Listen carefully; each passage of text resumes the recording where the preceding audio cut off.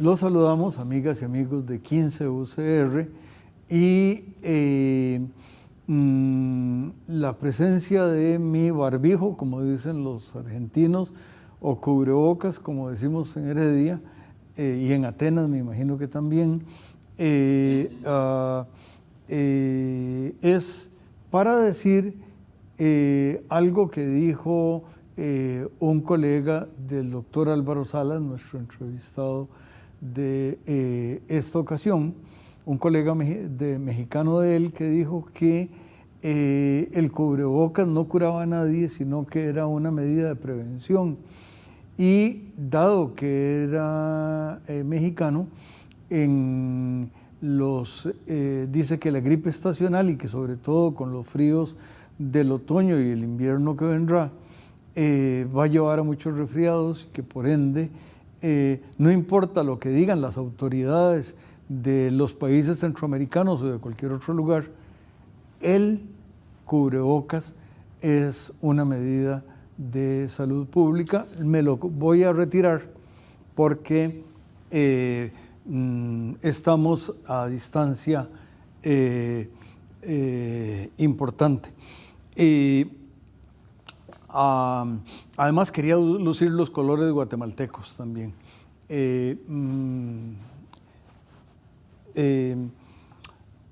Tenemos hoy una vez más el privilegio de tener a mi admirado Álvaro Salas, que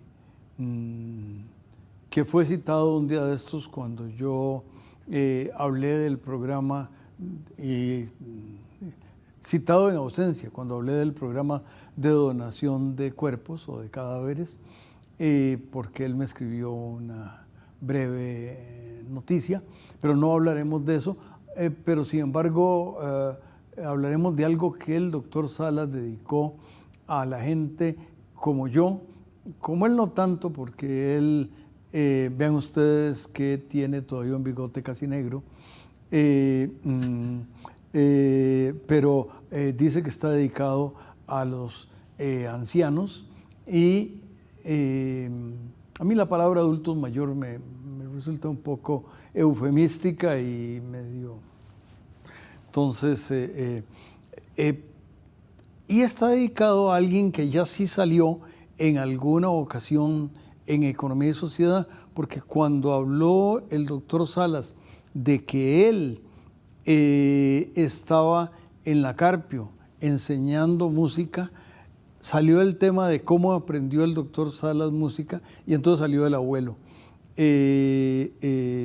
Nayo no sabíamos que se llamaba, y tampoco sabíamos que se llamaba Genaro. Sí sabíamos que era Chávez, porque es el apellido de la mamá del doctor.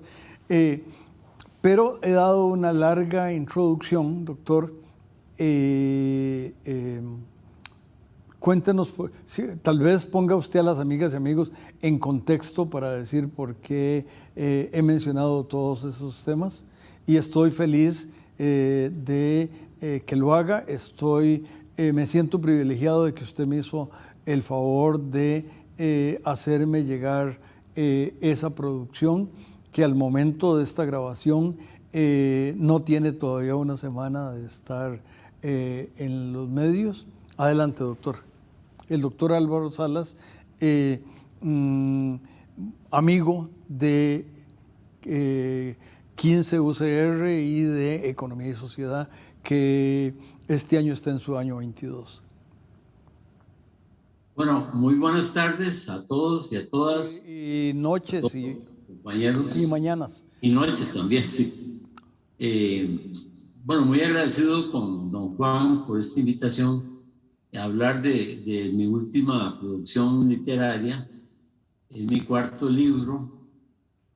Cada libro es como un hijo, que hay que iniciarlo largamente, lleno de angustias, zozobras, al rato la paso muy mal, ¿verdad? Porque este libro tuvo una pausa de 2 años con la pandemia. Estaba listo desde antes de la pandemia, pero como yo les pongo ahí en el libro, tenía que ser revisado por una autoridad literaria, en este caso doña Miriam Bustos Arriata, una amiga queridísima que me ha revisado los 4 libros. Ella es escritora, ella es Premio Nacional de Literatura, y por supuesto que se siente uno muy cómodo trabajando con doña Miriam. El asunto es que se vino la pandemia y por supuesto que tuvimos que parar en ese momento. Y digo que es así de largo y complicado porque no solo el libro va y viene, ¿verdad?, a los revisores, a los editores, etcétera, sino que además a uno en el proceso se le van ocurriendo otras cosas. Y eso es terrible, alterar los textos es como no acabar nunca una casa, que cada vez que uno le agrega un techo cree que se vería más lindo si le pone una lámina de color rojo o si tal vez le abre una ventana en alguna parte, entonces no acaba nunca. Hay que, en un momento dado del libro, hay que decir hasta aquí, eso es ni un punto más y así se queda. Bueno, mi alegría enorme fue porque doña Miriam me llama y me dice que el libro está revisado completamente y que paso por él. Por supuesto que me fui corriendo porque, como les digo, bueno, ya más de 2 años de tenerlo completamente listo. Después de revisar las observaciones de doña Miriam, ella es muy estricta, es muy cuidadosa y por supuesto que entonces ya conoce un poco el estilo, ¿verdad? Y entonces ella es muy celosa de no tocar jamás, no alterar el estilo literario del autor, sino que hacerle los ajustes mínimos de puntuación, de gramática, etcétera, con el objeto de que no pierda un poco el espíritu con el cual se escribió. Entonces, en noches seguidas lo revisé completo y una vez que estaba totalmente listo, de inmediato dije, aquí ya para los amigos, de inmediato, no me lo guardo un minuto más. Bueno, porque existía la posibilidad de que pudiéramos enviarlo a una imprenta, sin embargo, ese es otro problema, otro parto doloroso, ¿verdad? Y entonces dije, no, así electrónico, digital, como está, de una vez lo mandamos a todos los amigos. Entonces la misma noche empecé a todos los que tenían un correo cercano, que son muchos, ¿verdad? Los correos empecé a enviarlo con una acogida enorme, muy satisfactoria de parte de todos los grupos. En primer lugar a todos mis familiares, amigos y por supuesto a los compañeros de la Universidad de Costa Rica. Nosotros tenemos un chat donde estamos todos los graduados del 76 y por supuesto que a todos les llegó una copia. Muchos de ellos están viviendo en el exterior, en Estados Unidos principalmente y Europa. A todos les llegó. Fue una cosa lindísima porque a los que no tenían el correo les ponía, bueno, los que tengan el correo, yo con mucho gusto les comparto el libro de inmediato. Bueno, me llovieron correos por todas partes y pude completar y estoy en ese proceso en este momento. De manera que agradecerle mucho a don Juan por la posibilidad de poder hablar del libro que dedico especialmente a las personas mayores. En esta casa hay un culto a los ancianos, ¿verdad? En esta casa se respetan los ancianos y sobre todo la memoria de los ancianos que fueron nuestros padres y nuestros abuelos. Tuvimos la posibilidad de disfrutarlos muchísimo, sobre todo a los maternos, porque el abuelo paterno había fallecido muy joven y a ese no lo conocí. Pero mi abuelo paterno, el herediano, el de San Antonio de Belén, ese sí lo disfruté muchísimo desde la primera infancia, y anduve con él en tren, que era su locura andar en tren de Río Grande, de Atenas a Heredia, que era San Antonio, o a la estación en el Pacífico, y de ahí bus, ¿verdad? Él tenía una finca en San Miguel de Tulúcares, como lo verán en el libro, de manera que otro de los viajes frecuentísimos era a Tulúcares. Ahí nos bajábamos y seguíamos a pie, o mandábamos un telegrama de aquellos extraordinarios donde decíamos, llegamos tal día a tal hora, manden bestias, que era como el prototipo de telegrama de eso de mandar bestias, ¿verdad? Y entonces yo me reí cuando usted dijo telegrama, porque uno de los capítulos se llama El telegrama, y está muy bien logrado en ese, el suspenso, y por supuesto no voy a decir por qué está logrado el suspenso, pero lo logra muy bien usted en ese telegrama de su cuento. Bueno, muchas gracias.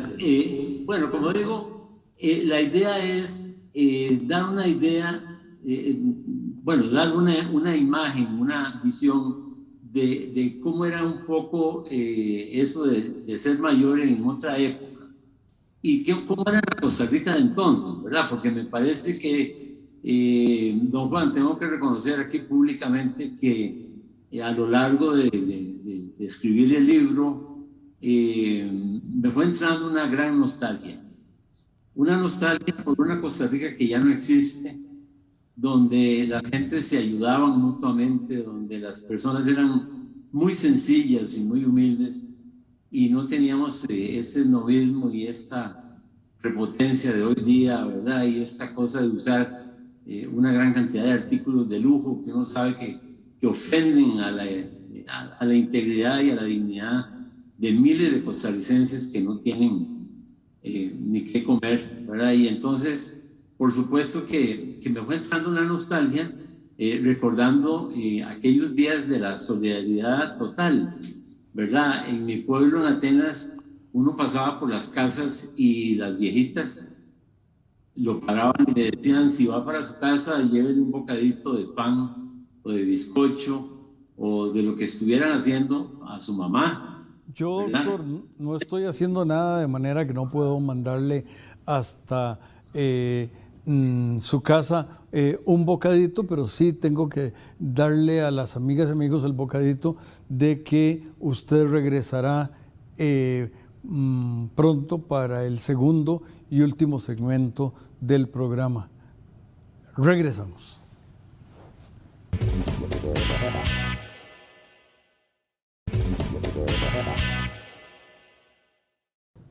Continuamos, amigas y amigos, con nuestra visita con el libro del doctor Álvaro Salas, y ya dije un título académico, y el doctor me había prevenido de que no debíamos usar títulos, pero en la profesión médica el término doctor casi es inevitable. Sin embargo, hay que decir que sin hacer mención, don Álvaro en uno de los cuentos cuenta que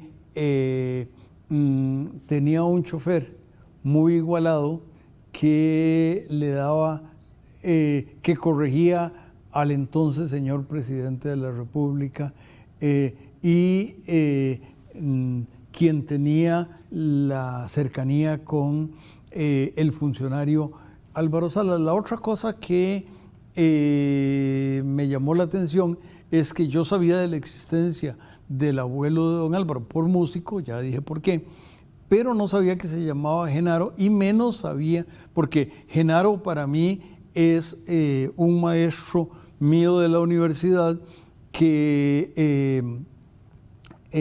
cuyo nombre está asociado con el segundo edificio de Avenida Segunda, que no está en Avenida Segunda, sino en Avenida Cuarta, pero era el único que yo conocía. Hay un santo italiano, que ese es con J, que aparentemente una vez al año su sangre se licúa en un lugar, y sabía menos que Nayo era el mote de los Genaros. A don Genaro Valverde Marín, nunca que yo escuchara, nadie le dijo Nayo, sino don Genaro le decíamos. Pero antes de que se nos acabe el programa, doctor, cuéntenos por qué estamos hablando de su abuelo. Ya usted habló de que había un libro, pero tal vez denos el título del libro y tal vez díganos un poquito por qué le puso ese nombre, ese título. Claro. El título es una frase que mi abuelo utilizaba continuamente. Siempre que estaba conversando, era un gran conversador. Siempre decía, la vida es como un chiste. Todo depende de quién lo cuenta. O sea, ese era así el resumen de su visión de las cosas, ¿verdad? Si uno le presenta una buena cara aún a los problemas y a las dificultades más grandes, pues las puede sobrellevar mejor. Un poco es la idea del libro, ¿verdad? Ante las grandes dificultades, ante los grandes horrores, ante los problemas de la vida, del día a día, cuál es la actitud, ¿verdad?, que deberíamos de asumirla con el objeto de hacer que no sea tan doloroso, ni que sea tan drástico, ni que sea tan complicado, sino que al revés le saquemos mucho provecho. Y la otra cosa que implica es aprender a reírse de uno mismo todas las veces que se pueda, ¿verdad? La persona que más se reía de él mismo era mi abuelo, continuamente. Estaba haciendo alguna cosa, algún trabajo y le salía mal, y el que se reía destornilladamente era mi abuelo de ver el desastre que había causado. No le producía ninguna angustia de ningún tipo. Yo en el libro cuento la historia el cuento de papá, que le regala un reloj de pulsera al abuelo, porque resulta que están de moda, están apareciendo los relojes de pulsera. Eran solo de Leontina hasta ese momento, ¿verdad? Y entonces había un cambio enorme en el uso del tiempo, en el manejo del tiempo. Y entonces mi abuelo lo rechazó tajantemente, diciendo que él no iba a usar jamás un reloj, porque él no necesitaba el reloj. Y papá le ponía el ejemplo clarísimo de ir a tomar un bus, porque siempre veníamos de Atenas o íbamos para Atenas o a Turrúcares o a las comunidades por donde andábamos. Y los buses eran únicos, no es como ahora que es cada media hora, sino que eran uno al día para arriba y uno al día para abajo. Entonces mi papá le explicaba que si él tenía un reloj, podía probablemente no perder el bus y podía hacer las cosas que tenía que hacer. La respuesta de mi abuelo contundente era: yo no necesito un reloj. Si yo llego y ya se fue el bus, pues me voy mañana. ¿Cuál es el problema?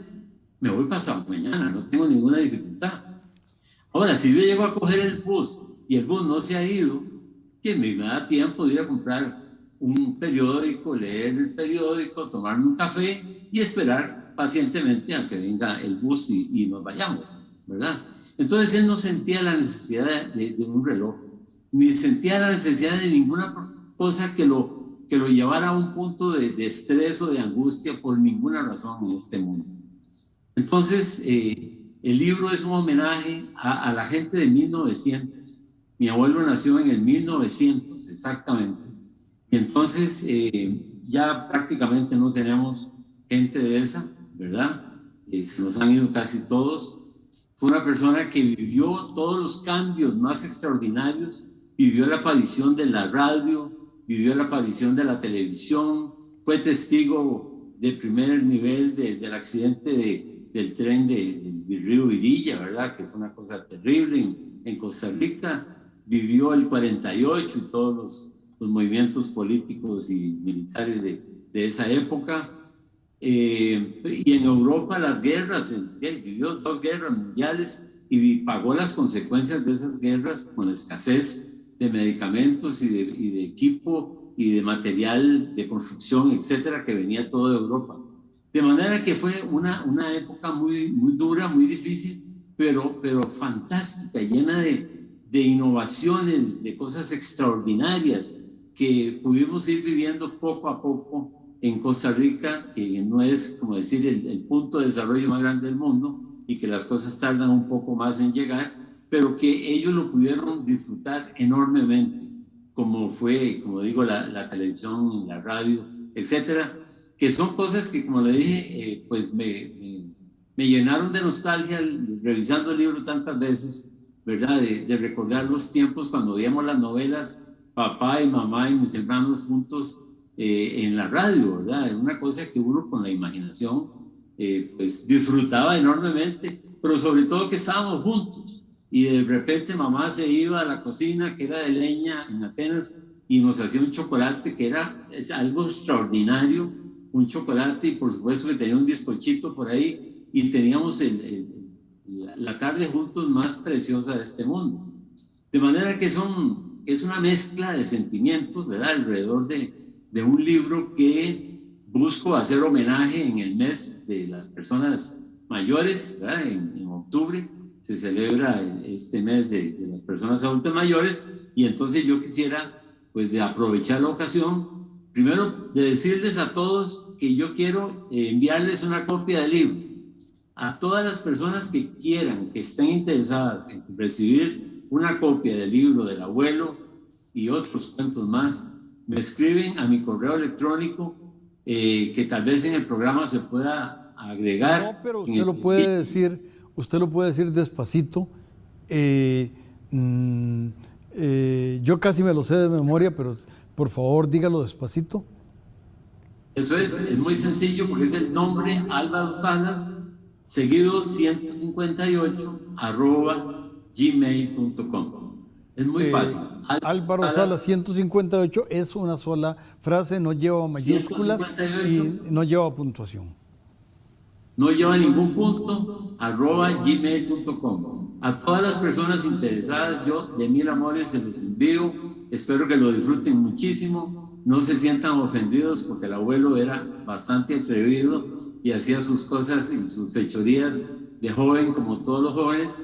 Pero acuérdense y ubíquense que están a principios del siglo pasado, donde él era un joven de 18 o 20 años, ¿verdad? En una Costa Rica maravillosa, increíble, por las posibilidades que tenía de eso, de trabajar juntos, de la solidaridad, de sentirnos una familia en un país en crecimiento. De manera que muchísimas gracias por la oportunidad. Además, doctor, él era un empresario, porque tuvo pulpería, tuvo una fábrica para hacer el siglo pasado. Tenía una fábrica en un cantón no tan cercano a donde el doctor vive ahora, y era una fábrica de refrescos, y de alguna manera incluso le sirvió, porque el doctor habla de cola, y alguna gente podría pensar que se trata de un refresco de color negro que hay ahora, y no. Era de color rojo, porque así va la cosa, y uno se da cuenta de que hay un pariente suyo que en Heredia puso una fábrica de refrescos con gas y de siropes, que, si mi memoria no me engaña, se llamaba Bolívar la fábrica. Es la misma fábrica de mi abuelo. Bueno, para que usted vea. Bolívar es la fábrica de mi abuelo, que la tuvo en Atenas también. Bueno, y luego tuvo pulpería, en el libro se sabe, y que tuvo una finquita donde tenía cerdos, porque también se sabe, y que el doctor hizo su internado en el Monseñor Sanabria, que ahora están haciendo un nuevo Monseñor Sanabria, pero hay cosas que se saben del clima y de una serie de aventuras y aspectos. Entonces, lo enriquece también el nieto, y eso me parece, y el nieto tiene esa misma manera positiva de ver las cosas. Tal vez tiene menos gracia, es decir, se ríe menos, pero bueno, adelante, doctor. Muchísimas gracias, de veras que lo leyó. El libro, efectivamente, ¿verdad? Uno le agrega un poco más de su propia experiencia. El cuento que usted menciona sobre el chofer mudo, yo le ruego a todos los que lo reciban a partir de sus mensajes, ponerle mucha atención, porque ese es el costarricense exacto, ¿verdad? Un chofer que yo tenía que hablaba con el presidente de la República, que siempre andaba en el carro donde andábamos juntos, pero él asumía la conversación y me sacaba a mí de la conversación. Sí, una conversación que comenzaba conmigo, ¿verdad? Terminaba siendo una conversación entre el presidente de la República y el chofer, y de ahí en adelante el excluido era yo, como ustedes van a darse cuenta. De manera que un abrazo muy grande a todas las personas adultas mayores.